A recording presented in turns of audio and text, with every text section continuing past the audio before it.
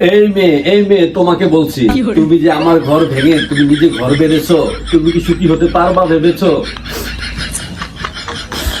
আমার এই চোখের পানি ঝরিয়ে তুমি সুখী হতে পারবা ভেবেছো? আমি 4 বছরে মামুনকে নিজের সন্তানের মতো বড় করেছি, আর তুমি সেই মামুনকে আমার বুক থেকে কেড়ে নিয়ে ঘর বেঁধেছো। তুমি সুখী হতে পারবা না। আমার এই চোখের পানির কসম, তুমি সুখী হতে পারবা না।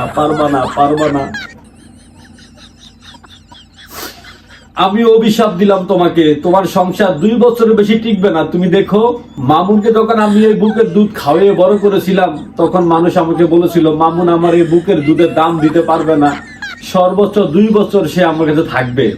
কিন্তু আমি মানুষের কথা বিশ্বাস করি নাই। আমি মামুনকে বুকের দুধ খাওয়িয়ে বড় করেছি, কিন্তু 2 বছর না যেতেই সে ঠিকই আমার পাছায় লাথি মেরে চলে গেছে। এখন তুমি আমার চোখের অশ্রু ঝরিয়ে মামুনকে নিয়ে সুখী থাকতে পারবা না, জীবনেও পারবা না। আমি মামুনের পুরো পরিবারকে বড় করেছি, কারণ ওরা সবাই আমার সন্তানের মতো ছিল। তাই তুমি আমার একমাত্র সন্তানকে আমার বুক থেকে কেড়ে নিয়েছো। আমি তোমাকে অভিশাপ দিলাম, তুমি ধ্বংস হয়ে যাবা। তোমার যখন টাকা পয়সা থাকবে না, তোমার যখন এগুলো শুকিয়ে যাবে আমার মতো, তখন তুমি দেখবা মামুন তোমাকে লাথি মেরে চলে যাবে। তুমি কি ভেবেছো মামুন কি এমনিতে চলে গেছে? No possible, impossible.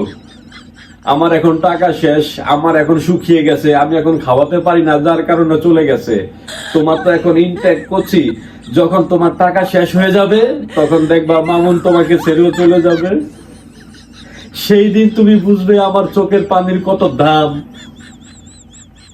সেই দিন তুমি বুঝবে আমি ঝরিয়েছিলাম কত ঘাম। সেই দিন তুমি বুঝবে মানুষ কত নিমক হারাম। আজকে আমি মন থেকে অভিশাপ দিলাম, তুমি আমার সন্তানের মতো স্বামীকে আমার কাছ থেকে কেড়ে নিছো। আল্লাহ, তুমি আর বিচার কইরো। সেই দিন তুমি বুঝবা আরেকজনের বুক থেকে সন্তান কেড়ে নেওয়ার কষ্ট কতটা তীব্র হতে পারে।